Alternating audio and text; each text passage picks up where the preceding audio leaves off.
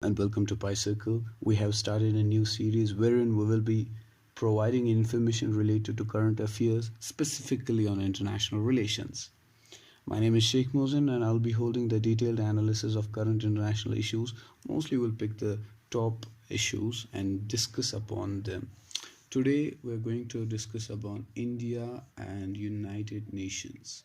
So here we'll discuss upon the role, the challenge and the future prospects India had at United Nations.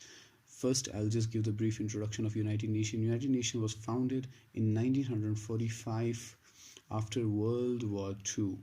Basically, the international community at that time felt that peace is something that is needed in the international world, and for that reason United Nations came into being. United Nations currently is subscribed by 193 member states, and the mission and the principle of United Nations is jotted down in the charter. So it has many organs. One of them is United Nations General Assembly, the Secretariat, which is located at New York, and the Secretary General Antonio Guterres. He is currently the ninth occupant of the seat and the chief administrative officer of Secretariat. United Nations Security Council is one more body, much debated body. International Court of Justice, which is located at Hague, Netherlands, and also there is a Trusteeship Council, Economic and Social Council. Moving on. Just a sec. Okay. India's journey at United Nations.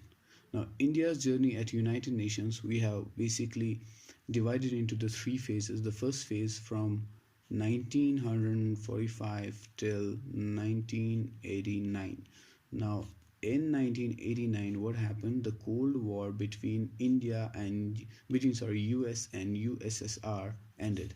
By the way, India was one of the founding fathers of United Nations that had signed the Charter of United Nations on 26th of June 1945. So in this phase one, in 1945 to 1989, what happened? India played as a moderating role. So what he did, he basically used this role, he used the platform of United Nations in easing out the armed conflicts that were prevalent in Asia, in Africa, by disentangling them from the superpower rivalry. At that time, the two rivalries were US and USSR. What it tried to do, it tried to create a neutral position where it said that we are not aligned to any one of them. Okay, so one of the way of doing was NAM, non-alignment movement. It did. So basically, maintaining the neutrality or centrality of India was one of the great tasks at that time. India also utilized the UN body, which it helps us to focus upon the anti-colonialism, anti-racism, nuclear disarmament, environment conservation, and equitable economic development. Basically, these were the needs that third world countries were facing at that time. Third world countries were facing the economic deprivation. Like for example, they were the newly formed countries, and there was a lot of economic inequalities prevalent in these countries. So these were some of the concerns that India tried to raise at United Platform, and was successful for that matter.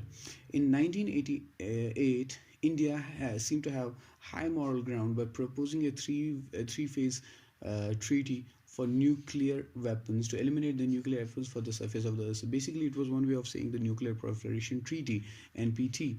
So basically, India tried to emphasize that the nuclear weapons are something that are mass destructive, and the elimination of these weapons or non-proliferation of these weapons is something that an international community has to ponder upon.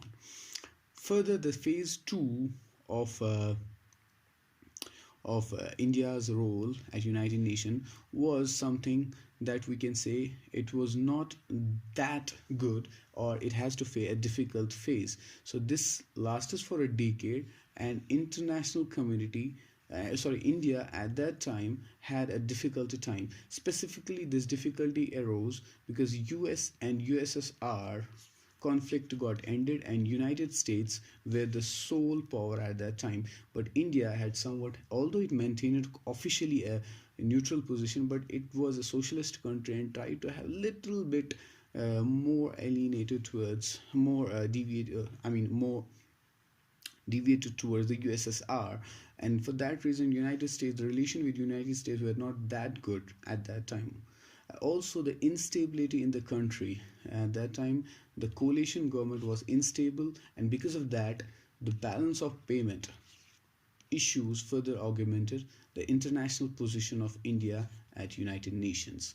And this can be easily viewed, the effect of this can be easily viewed when India tried to contest for United Nations Security Council non-permanent seat, and it got defeated by Japan in 1996. But apart from that, India still had a firm ground for its extension of NPT, non-proliferation treaty, that he always talked about. Also, the adoption of it also rejected the adoption of the comprehensive ban treaty. Basically, this treaty was focusing that there will be no nuclear tests on in the world anywhere, and India rejected this treaty. Now, phase 3 during phase 3, the 21st century had opened the new avenues for India to shine at United Nations. Because of the NEP, new economic policy, India's first decade of 21st century, in particularly in economic form, was outshining, and the international world was seeing this economic performance of India, and because of that, the position of India at United Nations got elevated. Further, India emerged as a responsible stakeholder in the non-traditional security issues. It started selling or providing small arms to the other countries and become a responsible citizen in handling the nuclear weapons. Plus, it also became the great proponents or supporter of climate change, as India was also one of the countries that's going to affect by the climate change. Now, the contributions to the several peacekeeping operations India made during this time, it was one of the largest peacekeeping force provider to the United Nations. It also provided the humanitarian assistance to African countries. Now, because of that, all those things that India did at United Nations elevates its position from what we were seeing during the phase 2. So basically, we can see there was this kind of a curve where India's position started raising with the first phase till 1989, and then it started going down because of the instabilities and because there was some change in the international front, and then again it started increasing because of several factors like new economic policy and India's response at United Nations. Now, because of the phase 3 improvement, we can see that India started growing its popularity, and that was evident as India got successful positions in UNSC, Human Rights Council, World Court, and other organizations of United Nations. Now, despite that, there were some challenges that India had to face. First was the draft Comprehensive Convention on International Terrorism. Since this draft was proposed by India in 1996, what this draft said, it tried to ban all the terrorism organizations and terrorists for that matter. But it got a backlash from Islamic countries because they said that the word terrorist is not properly defined, or there were some vague terms that could have a detrimental effect if this draft has been adopted by United Nations. Another was regarding the UNSC. So India faced challenges as well as opportunities. See, the thing is that the Trump administration is against the multilateralism, and United Nations base is about multilateralism. Further, the China is influencing the other countries and creating a strong position at United Nations with this veto power. It is trying to stop India, and the opportunities that India had in UNSC is that China is being isolated because of its because of the issue of mishandling the pandemic, mishandling the COVID cases which caused the pandemic, by the way. Apart from that, the equitable expansion of UNSC to enable India to attain the permanent membership. India has been long contesting about the UNSC permanent membership, and India is trying hard to get this membership.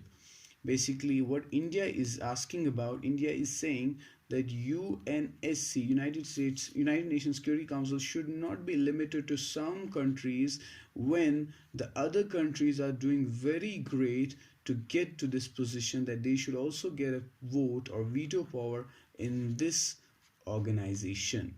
Now, there is a future prospects now, the future prospects for India that India had to work upon is the compromise on UNSC permanent member. So India has been trying from the last 25 years to get the UNSC permanent membership. So India has to make a little compromise where it can ask for non-permanent seat, but the tenure of that seat should be increased. One. Another, if non-veto power even is given to the, if veto power is not given to it, I mean the seat is non-veto, but India can compromise for increasing the tenure right now. India's future role will depend upon its ability to endure the impact of on multiple crises. Right now, India is about to join the non-permanent seat from effective January 2021.